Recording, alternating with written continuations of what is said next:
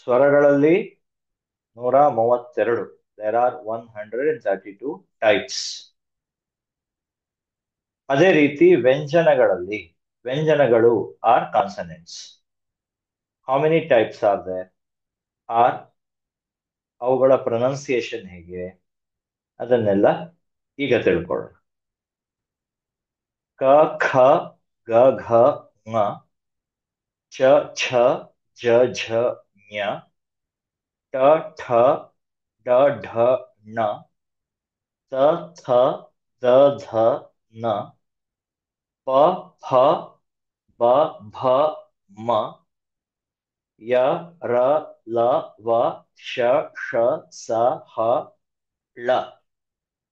ಕೊನೆಯ ಅಕ್ಷರ ಳ ಸಂಸ್ಕೃತ ವರ್ಣಮಾಲೆಯಲ್ಲಿ ಇದೆ, ಆದರೆ ಕೇವಲ ವೈದಿಕ ಸಂಸ್ಕೃತ ವೇದಗಳಲ್ಲಿ ಇದೆ. ಹಾಗಾಗಿ ಮಾಹೇಶ್ವರ ಸೂತ್ರದಲ್ಲಿ ಅದನ್ನ ಇನ್ಕ್ಲೂಡ್ ಮಾಡಿಲ್ಲ. ನಾನ್ಯಾಕೆ ಬರ್ದಿದ್ದೀನಿ ಅಂದ್ರೆ, ಯಾವುದಾದ್ರೂ ಹೆಸರುಗಳನ್ನು ಬರಿಬೇಕಾದ್ರೆ, ಉದಾಹರಣೆಗೆ ಬೆಂಗಳೂರು ಅಂತ ಬರಿಬೇಕಾದ್ರೆ ಳ ಅನ್ನೋ ಅಕ್ಷರನ ಉಪಯೋಗಿಸ್ಬೋದು, ಇಲ್ಲ ಅಂದ್ರೆ ಬೆಂಗಳೂರು ಅಂತ ಬರಿಬೇಕಾಗುತ್ತೆ. ಅದಕ್ಕೋಸ್ಕರ ಆ ತರ ಒಂದು ಅಕ್ಷರ ಇರೋದ್ರಿಂದ ಅದನ್ನು ನಾವು ನೆನಪಿನಲ್ಲಿ ಇಟ್ಕೊಳ್ಬಹುದು.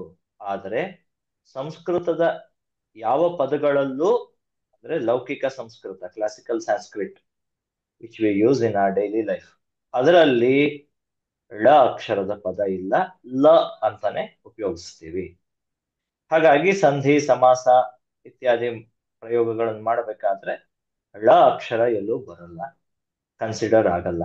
ಹಾಗಾಗಿ ಮಹೇಶ್ವರ ಸೂತ್ರಗಳಲ್ಲೂ ಅದು ಇಲ್ಲ. ಆದರೆ ಹಳೆಯ ಸಂಸ್ಕೃತ ಅಥವಾ ವೇದಗಳಲ್ಲಿ ಇರುವ ಸಂಸ್ಕೃತದಲ್ಲಿ ಳ ಅಕ್ಷರ ಇರೋದ್ರಿಂದ ಅದನ್ನ ನಾವು ಗಣನೆಗೆ ತಗೊಂಡು ಹೆಸರುಗಳನ್ನೆಲ್ಲ ಬರೀಬಹುದು. ಪ್ರಾಪರ್ ನೌನ್ಸ್ ಬರೀಬೇಕಾದ್ರೆ ವಿ ಕ್ಯಾನ್ ಯೂಸ್ ಇಟ್. ಇನ್ನು ಕ ಖ ಗ ಘ ङ ಜನರಲ್ ಆಗಿ ಪ್ರೊನೌನ್ಸಿಯೇಷನ್ ಯಾವ ರೀತಿ ಮಾಡೋದು ಅಂತ ಒಂದ್ಸರಿ ತಿಳ್ಕೊಂಡು ಮುಂದಕ್ಕೆ ಹೋಗೋಣ.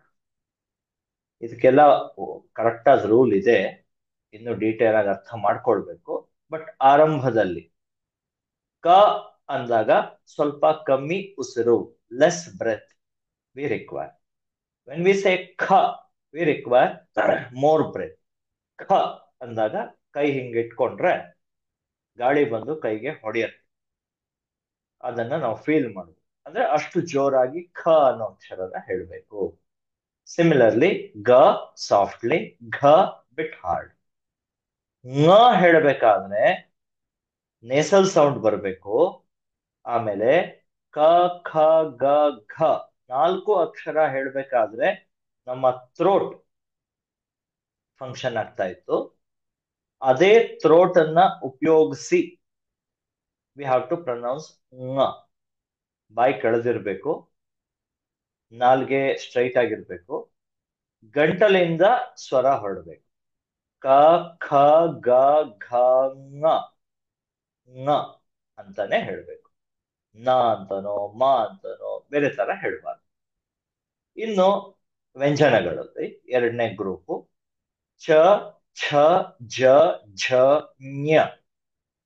ಇಲ್ಲೂ ಅಷ್ಟೇ ಚ ಸಾಫ್ಟ್ಲಿ, ಛ ಬಿಟ್ ಹಾರ್ಡ್, ಜ ಸಾಫ್ಟ್, ಝ ಬಿಟ್ ಹಾರ್ಡ್. ಹಾರ್ಡ್ ಅಂದ್ರೆ ಇಲ್ಲಿ ಜಾಸ್ತಿ ಗಾಳಿ ಈಚೆ ಬರೋ ತರ ಹೇಳ್ಬೇಕಷ್ಟೆ, ಜೋರಾಗಿ ಕಿರ್ಚೋದಲ್ಲ.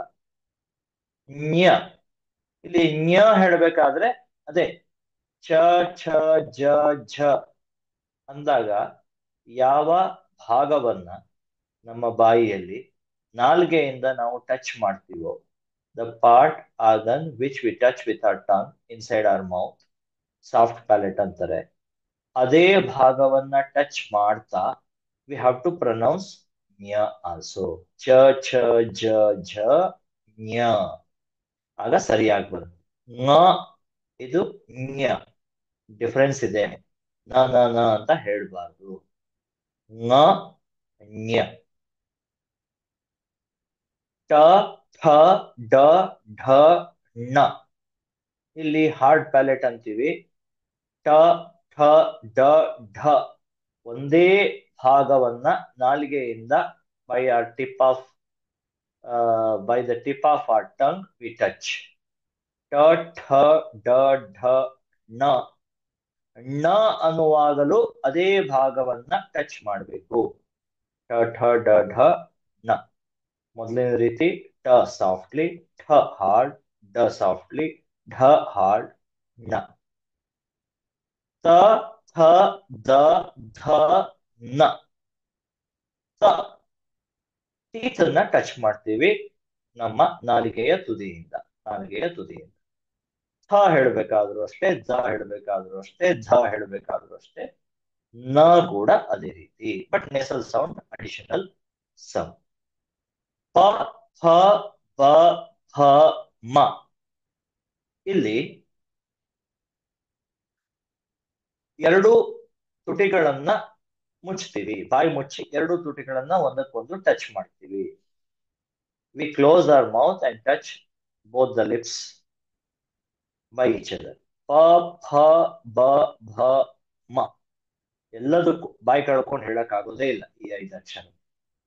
ಒಂದೇ ಗ್ರೂಪ್, ಆ ಬೇಸಿಸ್ ಮೇಲೆ ಇವೆಲ್ಲ ಗ್ರೂಪ್ ಅಲ್ಲಿ ಇರೋದು. ಇವುಗಳ ಉಚ್ಚಾರಣೆ ಮಾಡೋ ಜಾಗ ಒಂದೇ organ place a major role ಅಂತ ಇವುಗಳನ್ನೆಲ್ಲ ಒಂದೊಂದು ಗ್ರೂಪ್ ಅಲ್ಲಿ ಇಟ್ಟಿರೋದು. ಸುಮ್ಮನೆ ಗ್ರೂಪ್ ಮಾಡಿಲ್ಲ. ಇದು ಗ್ರೂಪ್ ಮಾಡಿರೋದು ನಮ್ಮ ಅಧ್ಯಯನಕ್ಕೆ ಅಥವಾ ಸ್ಟಡಿಗೆ ಹೆಲ್ಪ್ ಆಗ್ಲಿ ಅಂತ ರೀಸೆಂಟ್ ಡೇಸ್. ಮಹೇಶ್ವರ ಸೂತ್ರದಲ್ಲಿ ಈ ತರ ಏನು ಗ್ರೂಪ್ ಮಾಡಿಲ್ಲ. ಆಮೇಲೆ ಅರ್ಥ ಆಗ್ಲಿ ಅಂತ ಮಾಡ್ಕೊಂಡಿರೋ. ಮುಂದೆ ಬಂದಿರೋ ಋಷಿ ಮುನಿಗಳು, ವಿದ್ವಾಂಸರು, ವ್ಯಾಕರಣ ಓದಿದವರು ಇದನ್ನೆಲ್ಲ ಸ್ವಲ್ಪ ಮಟ್ಟಿಗೆ ಗ್ರೂಪ್ ತರ ಮಾಡಿ ಅರೇಂಜ್ ಮಾಡಿದ್ರು. ಇದರಿಂದ ನಮ್ಗೇನ್ ತೊಂದರೆ ಇಲ್ಲ. ಯ ರ ಲ ವ ಶ ಷ ಸ ಹ. ಯ ಎಲ್ಲ ಬೇರೆ ಬೇರೆ ಜಾಗದಲ್ಲಿ ಹುಟ್ಟುತ್ತೆ. ರ ಲ ವ ಶ ಷ. ಇಲ್ಲಿ ಗಮನಿಸ್ಬೇಕಾಗಿರೋದೇನಂದ್ರೆ ಶ ಅನ್ನುವಾಗ ಶಾರ್ಪ್ ಆಗಿರ್ಬೇಕು, ನಾಲ್ಗೆ ಸ್ಟ್ರೈಟ್ ಇರ್ಬೇಕು. ಷ ಅನ್ನುವಾಗ we have to twist our tongue inside. ಒಳಗಡೆಗೆ ಟ್ವಿಸ್ಟ್ ಮಾಡಿಕೊಂಡು ಶ ಅಂತ ಪ್ರೊನೌನ್ಸ್ ಮಾಡಿ. ಶ ಷ. ಕೆಲವು ಪದಗಳಲ್ಲಿ ಬೋತ್ ಲೆಟರ್ಸ್ ಆಗ್ತದೆ. ವಿಶೇಷ ಎರಡೂ ಇದೆ. ಹಾಗಾಗಿ ವಿಶೇಷ ಅಂದ್ಬಿಡ್ಬಾರ್ದು, ವಿಶೇಷ. ಅದನ್ನ ಸರಿಯಾಗಿ ಗಮನಿಸಿ ಉಚ್ಚಾರಣೆ ಮಾಡಬೇಕು. ಸ ಹ. ಹವರೆಗೆ ನೋಡೋಣ. ಳ ಹೇಗಿದ್ರು ಗೊತ್ತಿದೆ. ಹೀಗೆ ವ್ಯಂಜನಗಳನ್ನ ಉಚ್ಚಾರಣೆ ಮಾಡೋದು, ಪ್ರೊನೌನ್ಸಿಯೇಷನ್ ಆಫ್ ದ ಕಾನ್ಸನೆಂಟ್ಸ್ ಅರ್ಥ ಮಾಡ್ಕೊಂಡು. ಇದು ನಮ್ಮ ಬಳಕೆಗೆ, ಫಾರ್ ಆರ್ ರಿಕ್ವೈರ್ಮೆಂಟ್ ವೆರಿ. ಈಗ ಹಿಂದಿನ ಕ್ಲಾಸ್ಗಳಲ್ಲಿ ಸ್ವರಗಳನ್ನ ಹೇಗೆ ಉಚ್ಚಾರಣೆ ಮಾಡೋದು ಅಂತ ಕಲ್ತಿದ್ವಿ. ಒಂದು ಸ್ವರದ 18 ಭೇದಗಳನ್ನ ಹೇಗೆ ಉಚ್ಚಾರಣೆ ಮಾಡಬಹುದು ಅಂತ ಗಮನಿಸಿದ್ವಿ. ಇಲ್ಲಿ ವ್ಯಂಜನಗಳ ಉಚ್ಚಾರಣೆಯನ್ನ ಗಮನಿಸಿ. ಒಟ್ಟು ಇಷ್ಟು ಅಕ್ಷರಗಳು ಸಂಸ್ಕೃತ ವರ್ಣಮಾಲೆಯಲ್ಲಿ ಇವೆ. ಇಷ್ಟೇನ? ಹಾಗಾದ್ರೆ ಇಷ್ಟೇ ಬಳಸೋದ ಅಂದ್ರೆ ನೋಡೋಣ. ಸ್ವಲ್ಪ ಇವುಗಳ ಜೊತೆಗೆ ಒಂದೆರಡು ಬೇರೆ ಬೇರೆ ರೀತಿಯ ಅಕ್ಷರ ಅಂತ ಕರೆಯಕ್ಕಾಗಲ್ಲ, ವರ್ಣ ಅಂತ ಕರೆಯಕ್ಕಾಗಲ್ಲ, ಅವುಗಳನ್ನು ಉಪಯೋಗಿಸ್ತೀವಿ. ಅದಕ್ಕೆ ಮೊದಲು ಇವುಗಳಿಗೆಲ್ಲ ಬೇರೆ ಬೇರೆ ಹೆಸರು. ಈಗ ನಾವು ಡೈಲಿ ಯೂಸೇಜ್ ಅಲ್ಲಿ ಅಥವಾ ಸ್ಕೂಲ್ಗಳಲ್ಲಿ ವರ್ಗೀಯ ವ್ಯಂಜನ, ಅವರ್ಗೀಯ ವ್ಯಂಜನ, ಅಲ್ಪಪ್ರಾಣ, ಮಹಾಪ್ರಾಣ, ಅನುನಾಸಿಕ ಅಂತ ಮಾಡರ್ನ್ ಪೀಪಲ್ ಮಾಡಿರೋ ಕ್ಲಾಸಿಫಿಕೇಶನ್ ಅನ್ನೇ ಕಲ್ತ್ಕೊಂಡು ಬಂದಿದ್ದೀವಿ. ಅದು ಕಲಿಯೋದಕ್ಕೆ ಈಸಿ ಆಗ್ಲಿ ಅಂತಾನೋ ಏನೋ ಆಮೇಲೆ ಅಡಾಪ್ಟ್ ಮಾಡ್ಕೊಂಡಿರೋ ಒಂದು ಸಿಸ್ಟಮ್. ಅದನ್ನ ಪಾಣಿನಿ ಆಗಿರ್ಲಿ ಅಥವಾ ಅವರ ನಂತರದ ವಿದ್ವಾಂಸರು ಯಾರು ಆ ತರ ಕ್ಲಾಸಿಫೈ ಮಾಡಿ ಹೇಳಲಿಲ್ಲ. ಆ ಪದಗಳೆಲ್ಲ ಇದೆ. ವರ್ಗ ಅಂದ್ರೆ ಗ್ರೂಪ್. ಯಾಕೆ ಗ್ರೂಪ್ ಮಾಡಿದ್ರು ಅಂತ ಈಗಷ್ಟೇ ಅರ್ಥ ಮಾಡ್ಕೊಂಡ್ವಿ. That is fine. ಆದರೆ ಅವುಗಳಿಗೆ ಬೇರೆ ಹೆಸರಿದೆ. ಕಾದಯೋ ಮಾವಸಾನಾಹ ಸ್ಪರ್ಶಾಹ. ಅಂದರೆ letters are the consonants from ಕ ಟು ಮ ಆರ್ ಸ್ಪರ್ಶ ಲೆಟರ್ಸ್. ಅವುಗಳಿಗೆ ಸ್ಪರ್ಶ ಅಂತ ಹೆಸರು. ಕ ಇಂದ ಮಾವರೆಗೆ 25 ಅಕ್ಷರಗಳು, 25 ಲೆಟರ್ಸ್. ಕ ಖ ಗ ಘ ङ. ಅದೇ ರೀತಿ ಪ ಫ ಬ ಭ ಮ ವರೆಗೆ. ದೋಸ್ ಲೆಟರ್ಸ್ ಆರ್ ಕಾಲ್ಡ್ ಸ್ಪರ್ಶ ಲೆಟರ್ಸ್. ಸ್ಪರ್ಶಾಹ. ಸ್ಪರ್ಶ ಅಂತ ಅವುಗಳಿಗೆ ಹೆಸರು. ಯಣೋಂತಸ್ಥಾಹ. ಎಣ್ ಅಕ್ಷರಗಳಿಗೆ ಅಂತಸ್ಥ ಅಂತ ಹೆಸರು. ಎಣ್ ಅಕ್ಷರಗಳಿಗೆ ಅಂತಸ್ಥ ಅಂತ ಹೆಸರು. ಎಣ್ ಅಂದ್ರೆ ಯಾವುದು? ಮತ್ತೆ ಈಗ ನಾವು ಮಹೇಶ್ವರ ಸೂತ್ರಕ್ಕೆ ಹೋಗ್ಬೇಕು. ಮಹೇಶ್ವರ ಸೂತ್ರದಲ್ಲಿ ಹಯವರಟ್ ಲಣ್ ಅಂತ 2 ಸೂತ್ರ ಇದೆ. ಅದರಲ್ಲಿ ಹ ಬಿಟ್ರೆ ಯ ವ ರ ಲ 4 ಅಕ್ಷರಗಳು. ಕೊನೆ ಅಕ್ಷರಗಳನ್ನು ಕನ್ಸಿಡರ್ ಮಾಡಲ್ಲ. ಹಾಗಾಗಿ ಯ ವ ರ ಲ ಅಕ್ಷರಗಳಿಗೆ ಅಂತಸ್ಥ ಅಂತಾರೆ. ಇದನ್ನ ನಾವು ಆಲ್ರೆಡಿ ಕಲ್ತಿದ್ದೀವಿ ಹಿಂದಿನ ಕ್ಲಾಸ್ಗಳಲ್ಲಿ. ಅದು ಹೇಗೆ ಅಬ್ರಿವೇಶನ್ ಮಾಡೋದು, ಅದಕ್ಕೆ ಪ್ರತ್ಯಾಹಾರ ಅಂತಾರೆ. ಎಣ್ ಅನ್ನೋದು ಒಂದು ಪ್ರತ್ಯಾಹಾರ. ಹೇಳೋದು ತುಂಬಾ ಈಸಿ. ಎಣೋಂತಸ್ಥಾಹ ಅಂದ್ಬಿಟ್ರೆ ಎಣ್ ಅನ್ನೋ ಅಕ್ಷರಗಳಿಗೆ ಅಂತಸ್ಥ ಲೆಟರ್ಗಳು. ಶಲುಷ್ಮಾಣ. ಶಲ್ ಅಕ್ಷರಗಳಿಗೆ ಶ ಶ ಸ ರ. ಅಗೇನ್ ಮಹೇಶ್ವರ ಸೂತ್ರಾಣಿ ರೆಫರ್ ಮಾಡಿದ್ರೆ ಕಲ್ತಿರ್ಬೇಕು ಬಾಯಲ್ಲಿ. ಶ ಶ ಸರ್ ಹಲ್ ಅಂತ 2 ಅಕ್ಷರ ಸೂತ್ರ ಇದೆಯಲ್ಲ, ಅದರಲ್ಲಿ ಶ ಶ ಸ ರ ಇವೆಲ್ಲ ಊಷ್ಮಗಳು. ಇಲ್ಲಿ ಹ ಅಕ್ಷರ ಮಿಸ್ ಆಗಿದೆ, ಅದು ಟೈಪ್ ಮಾಡಬೇಕಾಗಿತ್ತು. ಶ ಶ ಸ ರ ಬರಲ್ಲ, ಹ ಬರಲ್ಲ. ಇಟ್ ಇಸ್ ನಾಟ್ ರ. ಸಾರಿ, ಇಟ್ಸ್ ಅ ಮಿಸ್ಟೇಕ್. ಶ ಶ ಸ ಹ ಆರ್ ಊಷ್ಮ ಲೆಟರ್ಸ್, ರ ಅಲ್ಲ. ಶ ಶ ಸ ಹ ಇವುಗಳಿಗೆ ಊಷ್ಮಗಳು, ಊಷ್ಮಾಣ ಅಂತ ಹೇಳ್ತಾರೆ. ರ ಬರಲ್ಲ. ಇನ್ನು ಈ ಅಕ್ಷರಗಳನ್ನ ಬಿಟ್ಟು ನಾವು ಬಳಕೆಯಲ್ಲಿ ಬೇರೆ ಬೇರೆ ವರ್ಣಮಾಲೆಯಲ್ಲಿ ಉಪಯೋಗಿಸ್ತೀವಿ ಅಥವಾ ಪದಗಳಲ್ಲಿ ಉಪಯೋಗಿಸ್ತೀವಿ. ಈ ಇವುಗಳನ್ನ ಉಪಯೋಗಿಸ್ತೀವಿ. ಅನುಸ್ವಾರ ಅಂದ್ರೆ ಅಂತ ಸೌಂಡ್ ಬರುತ್ತೆ. ಅಂದ್ರೆ ಆ ಜೊತೆಗಿದ್ರೆ ಈ ಜೊತೆಗಿದ್ರೆ ಇಂ, ಉ ಜೊತೆಗಿದ್ರೆ ಆ ತರ ಎಲ್ಲ. ಒಂದು ಡಾಟ್, ಸಿಂಗಲ್ ಡಾಟ್ ಉಪಯೋಗಿಸಿ ಅದನ್ನ ಬರಿತೀವಿ ಅಕ್ಷರದ ಮೇಲೆ. ಅಲ್ಲಿ ಚಿಕ್ಕ ಸರ್ಕಲ್, ದೊಡ್ಡ ಸರ್ಕಲ್ ಏನಿದೆ, ಇಟ್ ರೆಪ್ರೆಸೆಂಟ್ಸ್ ಅ ಲೆಟರ್. ಯಾವ ಲೆಟರ್ ಬೇಕಾದ್ರೂ ಅಲ್ಲಿ ಬರೀಬಹುದು. ಅದ್ರ ಮೇಲ್ಗಡೆ ಡಾಟ್. ಅನುಸ್ವಾರ ಅಂದ್ರೆ ಅನು ಅಂದ್ರೆ ಫಾಲೋಡ್ ಬೈ ಅಂತ. ಸ್ವಾರ ಅಂದ್ರೆ ಸ್ವರ ಲೆಟರ್ಗಳು. ಯಾವಾಗ್ಲೂ ಸ್ವರಗಳ ಜೊತೆಗೆ ಇವು ಬರ್ಬೇಕು. We have to use this letters. We have to use this including ವಿಸರ್ಗ. ದಟ್ಸ್ ವೈ ದಿಸ್ ಅಂತ ಹೇಳ್ತೆ. ಸ್ವರದ ಜೊತೆಗೆ ಬರುತ್ತೆ, ಹಾಗಾಗಿ ಅದನ್ನ ಅನುಸ್ವಾರ ಅಂತ ಕರೀತಾರೆ. ಸ್ವರಗಳ ಜೊತೆಗೆ ಹೇಳೋದು, ಯಾವಾಗ್ಲೂ ಜೊತೆಗೆ ಇರುತ್ತೆ. ಇಂ, ಐಂ ಈ ತರ ಯಾವ ವೊವೆಲ್ ಜೊತೆಗೂ ಹೇಳೋದು. ವಿಸರ್ಗ ಅಹ ಅಂತ ಆ ಜೊತೆಗಿದ್ರೆ ಇದು ಅಷ್ಟೇ, ಯಾವ ವೊವೆಲ್ ಜೊತೆಗೆ ಬೇಕಾದ್ರೂ ಇರುತ್ತೆ.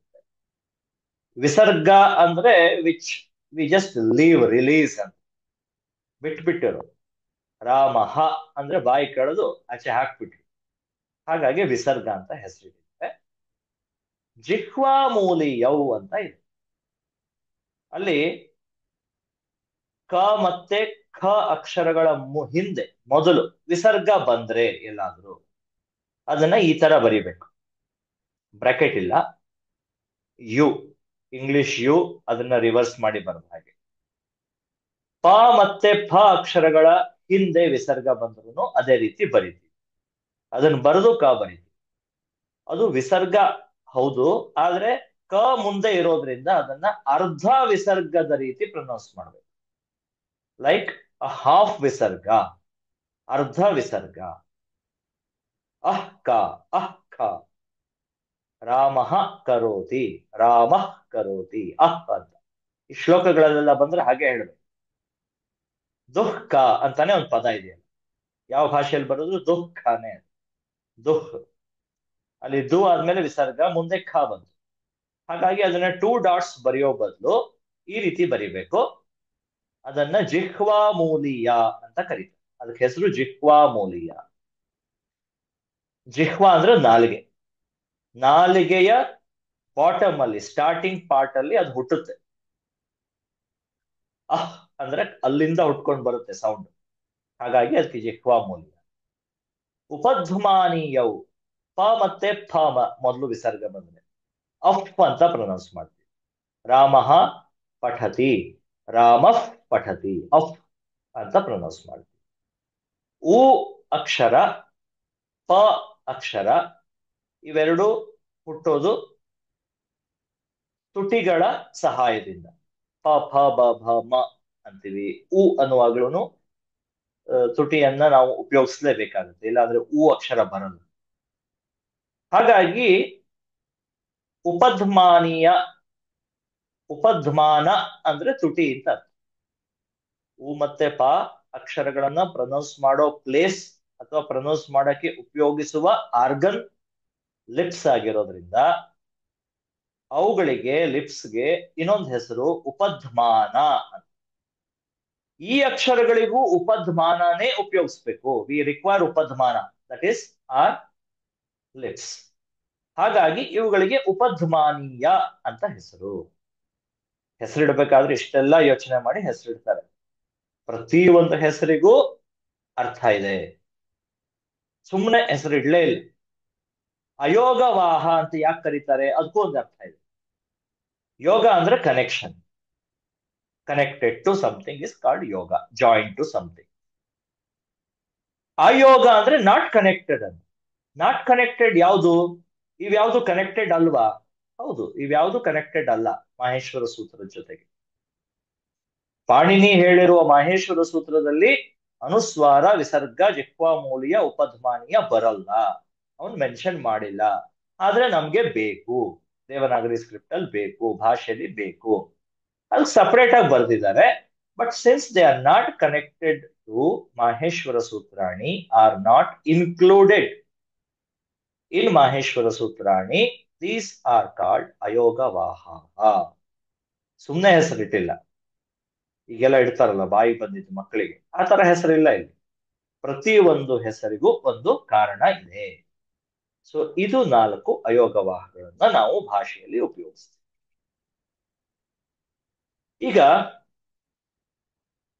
ಈ ಎಲ್ಲಾ ಅಕ್ಷರಗಳು ಇಷ್ಟೊತ್ತು ಕಲ್ತ್ವಲ್ಲ, ಕೌಂಟ್ ಮಾಡಿ. 132ಕ್ಕೆ ಈಗ ಕಲ್ತಿರುವ ವ್ಯಂಜನಗಳನ್ನೆಲ್ಲ ಸೇರಿಸಿ ಎಷ್ಟು ಅಕ್ಷರಗಳಾಗತ್ತೆ ಅಂತ you come to a conclusion. ಅವುಗಳೆಲ್ಲ ಹುಟ್ಟೋ ಜಾಗ ಯಾವುದು? ಬಾಯಿ ಅಂತ ಡೈರೆಕ್ಟ್ ಆಗಿ ಹೇಳ್ಬಿಡು. Yes, they all are origin from our mouth, in our mouth. ಆದ್ರೆ ಬಾಯಲ್ಲೂ ಕೂಡ ಹಲ್ಲಿದೆ, ನಾಲಿಗೆ ಇದೆ. ನಾಲಿಗೆ ಹೋಗಿ ಬೇರೆ ಬೇರೆ ಭಾಗಗಳನ್ನ ಟಚ್ ಮಾಡ್ತಿರುತ್ತೆ ನಾವು ಅಕ್ಷರಗಳನ್ನು ಉಚ್ಚಾರಣೆ ಮಾಡ್ಬೇಕಾದ್ರೆ. ಆಮೇಲೆ ಮೂಗಿದೆ, ಮೂಗಿನ ಸಹಾಯದಿಂದ ಹೇಳ್ಬೋದು. ಗಂಟಲಿಂದ ಸ್ವರ ಹುಟ್ಟಿ ಬರುತ್ತೆ, ಹಲ್ಲುಗಳಿವೆ. ಇವೆಲ್ಲ ಉಪಯೋಗಿಸಿನೇ ನಾವು ಅಕ್ಷರಗಳನ್ನು ಉಚ್ಚಾರಣೆ ಮಾಡೋದು. ಅದನ್ನ ಕರೆಕ್ಟ್ ಆಗಿ ತಿಳ್ಕೊಂಡ್ರೆ, ಯಾವ ಬಾಯಿಯ ಯಾವ ಭಾಗವನ್ನ ಉಪಯೋಗಿಸಿ ಅಕ್ಷರಗಳನ್ನ ಉಚ್ಚರಿಸಬೇಕು ಅಂತ ನಾವು ತಿಳ್ಕೊಂಡ್ರೆ, pronunciation never goes wrong. Pronunciation ಒಂದೇ ತರ ಇರಬೇಕು. ಯಾಕಿರ್ಬೇಕು? ನಾವು ಕರ್ನಾಟಕದಲ್ಲಿ ಒಂಥರ ಸಂಸ್ಕೃತ ಮಾತಾಡೋದು, ಇನ್ನು ಡೆಲ್ಲಿನಲ್ಲಿ ಇನ್ನೊಂಥರ ಸಂಸ್ಕೃತ ಮಾತಾಡೋದು ಮಾಡಿದ್ರೆ ಅರ್ಥ ಆಗಲ್ಲ ಎಲ್ಲರಿಗೂ. ಸಂಸ್ಕೃತ ಎಲ್ಲಾ ಕಡೆ ಒಂದೇ ರೀತಿ, ಉಚ್ಚಾರಣೆ ಎಲ್ಲಾ ರೀತಿ ಒಂದೇ ತರ ಇದೆ. ಅದಕ್ಕೆ ಪಾಣಿನಿ ಅವರು ಇದನ್ನೆಲ್ಲ ರಿಸರ್ಚ್ ಮಾಡಿ, ಐಡೆಂಟಿಫೈ ಮಾಡಿ, ಬರೆದು ಡಾಕ್ಯುಮೆಂಟ್ ಮಾಡಿ ಕೊಟ್ರು. All the Sanskrit learners please follow all this. ಅವ್ರೇನ್ ಕ್ರಿಯೇಟ್ ಮಾಡಿಲ್ಲ, it was like that in Vedic literature and Sanskrit literature ಅಲ್ಲಿ. ಅದನ್ನೆಲ್ಲ ರಿಸರ್ಚ್ ಮಾಡಿ ಡಾಕ್ಯುಮೆಂಟ್ ಮಾಡಿ, ನೀವು ಹೀಗೆ ಉಪಯೋಗಿಸಿ, ಆವಾಗ ಯಾರು ಮಾತಾಡಿದರು ಅಥವಾ ಯಾರು ಸಂಸ್ಕೃತವನ್ನು ಉಪಯೋಗಿಸಿದರೂ ಅದು ಬೇರೆಯವರಿಗೆ ಅರ್ಥ ಆಗುತ್ತೆ ಅಂತ ಹೇಳಿದ್ರು. ಸೊ ಹಾಗಾಗಿ ಈಗ ನಮ್ಮ ಬಾಯಿಯ which all are the organs play major role while pronouncing particular letters ಅಂತ ಅರ್ಥ ಮಾಡ್ಕೊ. ಅಕುಹ ವಿಸರ್ಜನೀಯಾನಾಂ ಕಂಠಃ, ಈ ಲೈನ್ಗಳನ್ನೆಲ್ಲ ನಾವು ಬೈಹಾರ್ಟ್ ಮಾಡಿದ್ವಿ, we have learned by heart. ಹಾಗೆ ಮಾಡ್ಕೊಂಡ್ಬಿಟ್ರೆ ನಮ್ಗೆ ಯಾವಾಗ್ಲೂ ನೆನಪಿರುತ್ತೆ. ಅ ಕು ಅಂದ್ರೆ ಕ ಖ ಗ ಘ ङ, ಹ ಅಂದ್ರೆ ಹ ಅಕ್ಷರ, ವಿಸರ್ಜನೀಯ ಅಂದ್ರೆ ವಿಸರ್ಗ. ಇದಿಷ್ಟು ಹುಟ್ಟೋದು ಕಂಠದಲ್ಲಿ, ಥ್ರೋಟ್. ನಾವು ವೈಬ್ರೇಷನ್ ಅನ್ನ ಎಕ್ಸ್ಪೀರಿಯನ್ಸ್ ಮಾಡಬಹುದು ಪ್ರೊನೌನ್ಸ್ ಮಾಡುವಾಗ. ಕೈ ಹೀಗೆ ಇಟ್ಕೊಂಡ್ರೆ ಅ ಖ ಖ ಗ ಘ ङ ಹ ರಾಮ ಅಹ, ಇದು ವೈಬ್ರೇಷನ್ ಬರುತ್ತೆ. ಅಂದ್ರೆ ಇದಿಷ್ಟು ಅಕ್ಷರ ಹುಟ್ಟೋದು ಕಂಠದಿಂದ, ಬಾಯೆಲ್ಲ ಓಪನ್ ಇಟ್ಕೊಂಡಿರ್ತದೆ. ಅದು ಕಂಠ ಅಂದ್ರೆ ಥ್ರೋಟ್ ಇವುಗಳ ಉಚ್ಚಾರಣ ಸ್ಥಾನ, ಪ್ಲೇಸ್ ಆಫ್ ಪ್ರೊನೌನ್ಸಿಯೇಷನ್. ಇಚು ಯಶಾನಾಂ ತಾಲು, ಇ ಚ ಛ ಜ ಝ ಞ ಶ, ಈ ಅಕ್ಷರಗಳಿಗೆ ತಾಲು ಅನ್ನೋ ಪ್ಲೇಸ್. ಈ ಹೇಳಿದಾಗ ಚ ಛ ಜ ಝ ಞ ಶ ಹೇಳಿದಾಗ ನಮ್ಮ ನಾಲಿಗೆ ಹೋಗಿ ಮೇಲೆ, ಬಾಯಿಯ ಮೇಲೆ ಒಂದು ಜಾಗನ ಟಚ್ ಮಾಡುತ್ತೆ. ಅದಕ್ಕೆ ತಾಲು ಅಂತಾರೆ ಆ ಪ್ಲೇಸ್ಗೆ. ಸಾಫ್ಟ್ ಪ್ಯಾಲೆಟ್ ಅಂತ ಇಂಗ್ಲಿಷ್ ಅಲ್ಲಿ ಹೇಳಬಹುದು. ಇಲ್ಲಿ ಅ ಇ ಅಂದ್ರೆ ಬರೀ ಅ ಒಂದೇ ಅಕ್ಷರ ಅಲ್ಲ, ಅದರ 18 ಟೈಪ್ಸ್ ಕನ್ಸಿಡರ್ ಆಗುತ್ತೆ. ಇ ಅಂದ್ರೆ ಆಲ್ 18 ಟೈಪ್ಸ್ ಆಫ್ ಇ ಅಂತ ನಾವು ಅರ್ಥ ಮಾಡ್ತೀವಿ, ಬರೀ ಒಂದೇ ಅಲ್ಲ, ಜೊತೆಗೆ ಉಳಿದಿರೋ ಅಕ್ಷರಗಳು. ಇದು ತಾಲು ಅನ್ನೋ ಜಾಗದಲ್ಲಿ ಹುಟ್ಟುತ್ತವೆ. ಋಟು ರಷಾಣಾಂ ಮೂರ್ಧ, ಮೂರ್ಧ ಇದನ್ನು ಅಷ್ಟೇ ಪ್ರೊನೌನ್ಸ್ ಮಾಡಿ ಎಕ್ಸ್ಪೀರಿಯನ್ಸ್ ಮಾಡೋಣ. ಋ ಟ ಠ ಡ ಢ ಣ ರ ಅಂಡ್ ಶ, ಎರಡನೇ ಶ. ಇದಿಷ್ಟು ಅಕ್ಷರಗಳು ಹುಟ್ಟೋ ಜಾಗ ಅಥವಾ ಇವುಗಳನ್ನ ಪ್ರೊನೌನ್ಸ್ ಮಾಡುವಾಗ, ಉಚ್ಚರಿಸುವಾಗ ನಾವು ಬಳಸುವ ಜಾಗ ಬಾಯಿನಲ್ಲಿ ಮೂರ್ಧ, ಹಾರ್ಡ್ ಪ್ಯಾಲೆಟ್ ಅಂತಾರೆ. ಅಬ್ಸರ್ವ್ ಮಾಡಿದ್ರೆ ಗೊತ್ತಾಗುತ್ತೆ, ನಾಲಿಗೆ ಹೋಗಿ ಮೇಲೆ ಟಚ್ ಆಗ್ತಾ ಇರುತ್ತೆ, ಟಿಪ್ ಆಫ್ ದ ಟಂಗ್. ಟ ಠ ಡ ಢ ಣ, ಅದಕ್ಕೆ ಮೂರ್ಧ. ಲೃತು ಲಸಾನಾಂ ದಂತಾಹ, ಲೃ ತ ಥ ದ ಧ ನ ಲ ಸ, ನಾಲ್ಗೆ ಹೋಗಿ ಹಲ್ಲನ್ನ, ದಂತಾಹ ಅಂದ್ರೆ ಟೀತ್, ಟಚ್ ಮಾಡ್ತಾ ಇರುತ್ತೆ. ಹಾಗಾಗಿ ಇವುಗಳ ಉಚ್ಚಾರಣಾ ಸ್ಥಾನ ಅಂದ್ರೆ ಹುಟ್ಟುವ ಜಾಗ ದಂತಾಹ, ಟೀತ್. ಟಚ್ ಮಾಡದೇ ಇದ್ರೆ ಟೀತ್ ನ ನಾವು ಈ ಅಕ್ಷರಗಳನ್ನ ಪ್ರೊನೌನ್ಸ್ ಮಾಡಕ್ಕಾಗಲ್ಲ.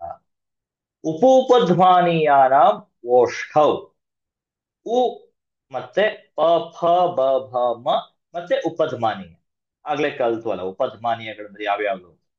ಅಫ್ ಪ, ಅಫ್ ಫ, ವಿಸರ್ಗ ಪ ಫ ಮೊದಲು ಬಂದ್ರೆ ಅದಕ್ಕೆ ಉಪಧ್ಮಾನೀಯ ಅಂತ. ಅವುಗಳೆಲ್ಲದಕ್ಕೂ ಹುಟ್ಟೋ ಜಾಗ ಓಷ್ಠೌ. ಓಷ್ಠೌ ಅಂದ್ರೆ ಲಿಪ್ಸ್. ಲಿಪ್ಸ್ ಅನ್ನು ಸ್ಟ್ರೈಟ್ ಆಗಿ ಕ್ಲಿಪ್ ಹಾಕಿ ಇಟ್ಕೊಂಡು ಇವನ್ನೆಲ್ಲ ಹೇಳಿ ಅಂದ್ರೆ ಯಾರಿಗೂ ಹೇಳೋದು, ಮುಚ್ಚಲೇಬೇಕು ಅಥವಾ ಅದನ್ನ ಉಪಯೋಗಿಸ್ಲೇಬೇಕು. ಹಾಗೆ ಈ ಅಕ್ಷರಗಳ ಉಚ್ಚಾರಣ ಸ್ಥಾನ ಓಷ್ಠೌ ಅಂದ್ರೆ ಲಿಪ್ಸ್. ಞಮngಣನಾಂ ನಾಸಿಕಾಚ, ನಾಸಿಕಾ ಅಂದ್ರೆ ನೋಸ್. ಞಮngಣ, ಮೂಗ್ ಮುಚ್ಚಿಟ್ಕೊಂಡು ಹೇಳಿ ಅಂದ್ರೆ ಯಾರಿಗೂ ಹೇಳೋದು, ಞಮngಣ. ಇವುಗಳಿಗೆ ಇನ್ನೊಂದು ಪ್ಲೇಸು ಇದೆ. ಞಗೆ ತಾಲು, ಮಗೆ ಓಷ್ಠ, ಞಗೆ ಕಂಠ, ಣಗೆ ಮೂರ್ಧ, ನಗೆ ದಂತ ಇದೆ. ಅದ್ರ ಜೊತೆಗೆ ನಾಸಿಕಾನು ಬೇಕು. ನಾಸಿಕಾ ಅಂದ್ರೆ ನೋಸ್. ಏದೈತೋಹೋ ಕಂಠ ತಾಲು, ಎ ಮತ್ತೆ ಐ. ಏತ್ ಐತ್ ಅಂದ್ರೆ ಎ ಮತ್ತೆ ಐ ಅಂತ.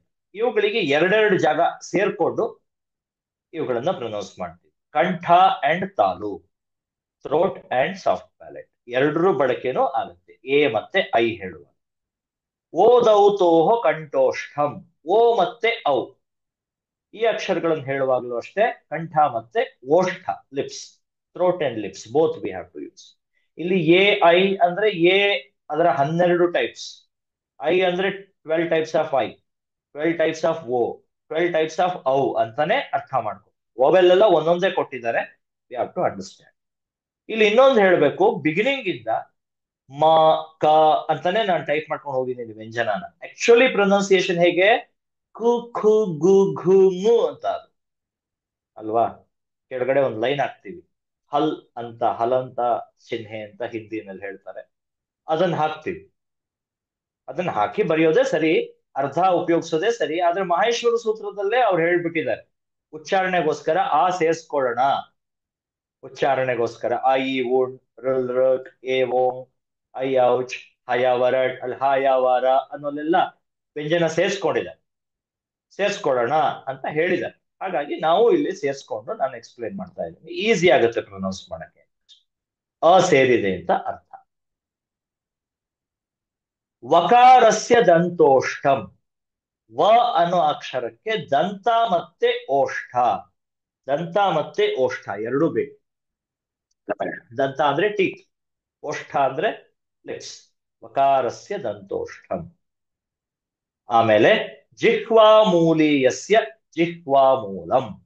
ಜಿಹ್ವಾಮೂಲೀಯ ಅಂತ ನಾವು ಅವಾಗಷ್ಟೇ ನೋಡಿದ್ವಲ್ಲ, ಅದಕ್ಕೆ ಜಿಹ್ವಾ ಅಂದ್ರೆ ನಾಲಿಗೆ, ನಾಲಿಗೆಯ ಆರಂಭ, ದ ಬಿಗಿನಿಂಗ್ ಪ್ಲೇಸ್ ಆಫ್ ನಾಲಿಗೆ is only, tongue is only the place of origin.